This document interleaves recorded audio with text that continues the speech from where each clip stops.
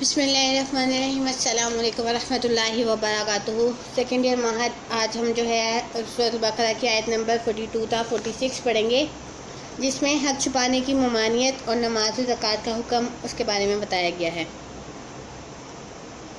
ولا وا اور لا نہیں، تلبسو ملاؤ حق کا سچ بالباطلی ساتھ جھوٹ کے، وا اور تکتمو چھپاؤ حق کا سچ، وا اور انتم تم تعلمون جانتے ہو، ولا تلبسوا الحق بالباطل وتکتموا الحق وانتم تعلمون، اور حق کو باطل سے نہ ملاؤ اور جانتے بوجھتے حق کو نہ چھپاؤ اور جبکہ تم جانتے ہو۔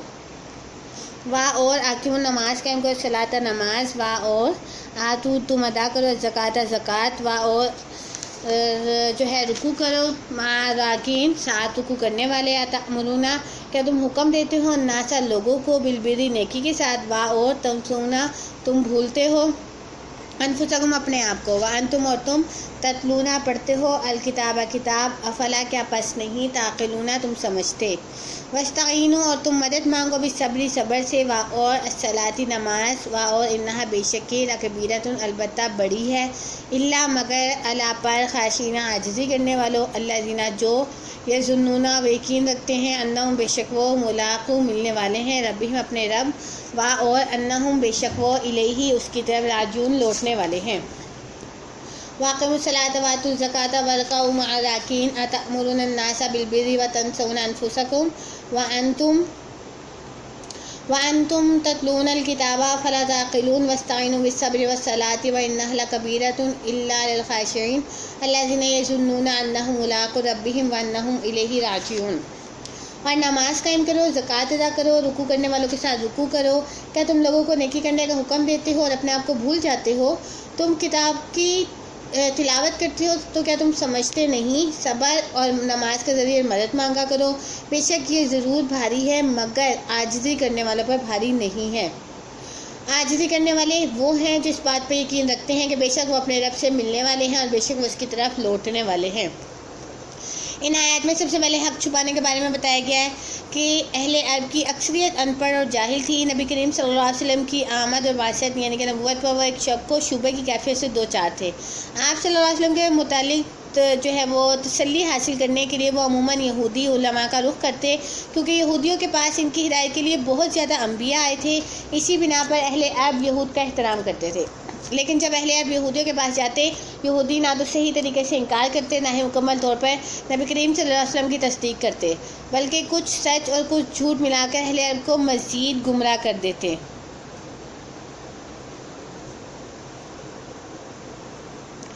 ان کی سعادت بد سے انہیں منع کیا گیا کہ اللہ تعالیٰ نے فرمایا کہ حق کو مت چھپاؤ۔ آگے حق چھپانے کے نقصان کے بارے میں اللہ تعالیٰ نے بتایا کہ اللہ تعالیٰ نے حق چھپانے کی سزا اس کی مرتکب ہر قوم کو دی ہے۔ مسلمانوں کی سزا کے بارے میں جو آتا ہے کہ ہم حق کی شہادت دینے میں جتنی کوتاہی کرتے گئے ہیں، ٹھیک اسی رفتار سے ہم گرتے چلے گئے ہیں۔ پچھلی ایک صدی کے اندر مراکش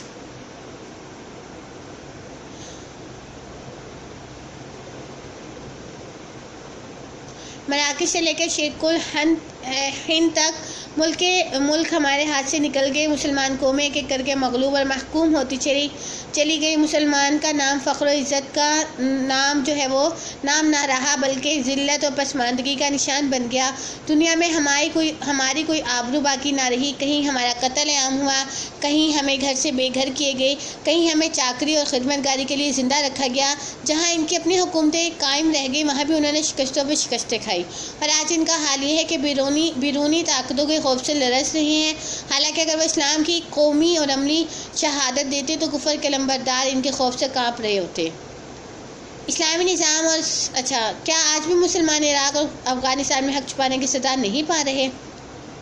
اگلی آیت میں نماز و زکوٰۃ کا جو ہے وہ حکم دیا گیا کہ اس سے پہلے والی آیت میں یہودیوں کی 3 بیماریاں بیان کی: کفران نعمت یعنی کہ نعمتوں کا انکار، ناشکری کرنا، نقص عہد الہی یعنی کہ اللہ تعالیٰ کے وعدے کو پورا نہ کرنا، اور نمبر 3 خدا سے بے خوفی کا ذکر کیا تھا۔ اب اس آیت کریمہ میں ان بیماریوں کا حل تجویز کرتے ہوئے انہیں نماز باجماعت کی پابندی اور زکوٰۃ کی ادائیگی کا حکم دیا گیا۔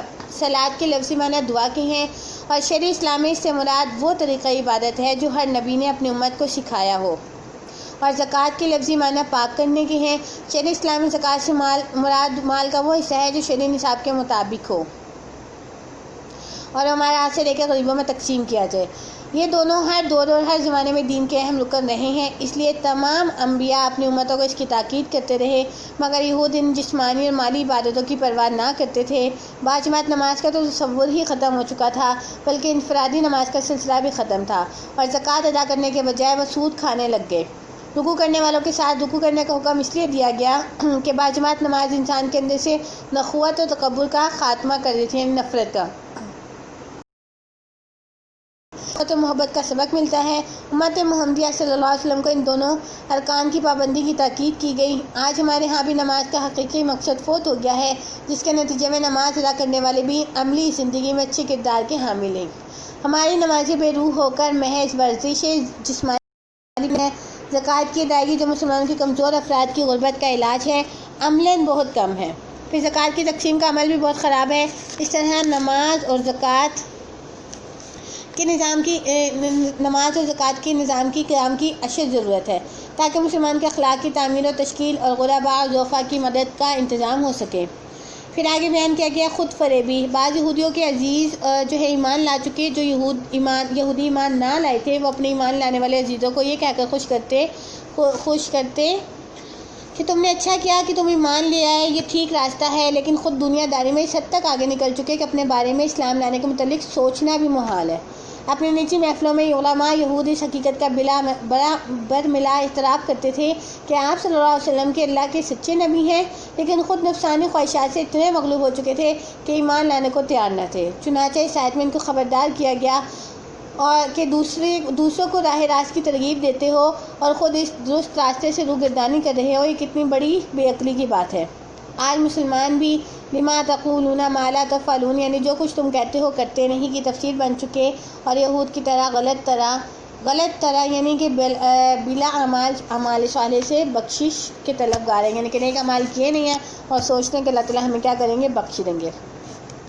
صبر و نماز سے متعلق آیت کریمہ میں جو آگے حکم دیا گیا کہ صبر و نماز سے مدد لو، صبر ارادے کی پختگی اور خواہشات کو روکنے کا نام ہے۔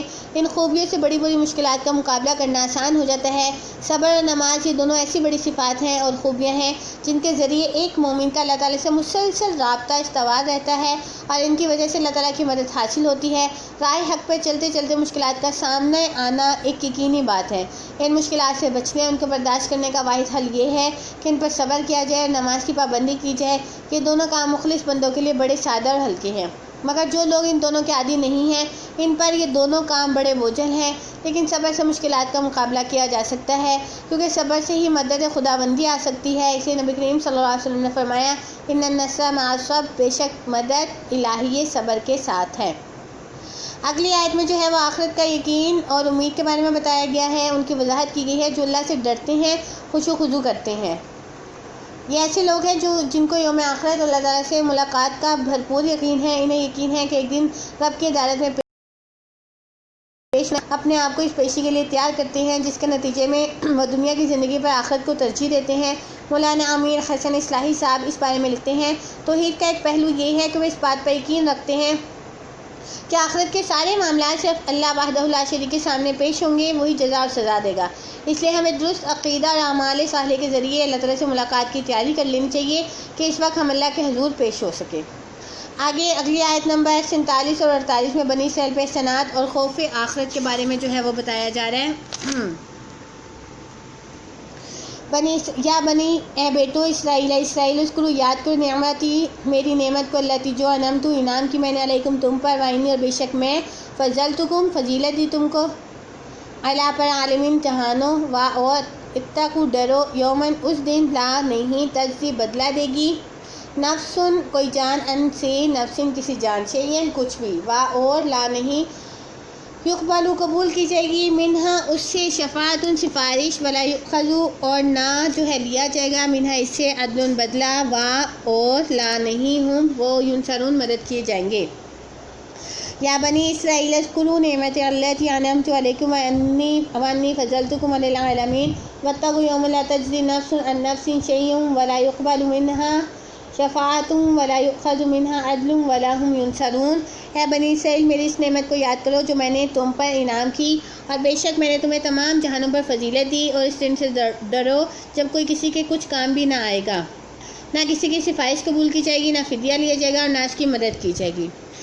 پہلے جو آیت نمبر 47 ہے اس کے اندر انعامات خدا بندی اور خوف آخرت کے بارے میں بتایا جا رہا ہے کہ دوبارہ ان کو بنی اسرائیل کو انعامات یاد کروائے جا رہے ہیں جو اللہ تعالیٰ نے ان پہ عطا فرمائے، اور ان انعامات سے بنی اسرائیل کا بچہ واقف تھا۔ امت محمدیہ سے قبل جتنی امتیں تھیں، ان تمام امتوں پر اللہ تعالیٰ نے بنی اسرائیل کو فضیلت عطا فرمائی۔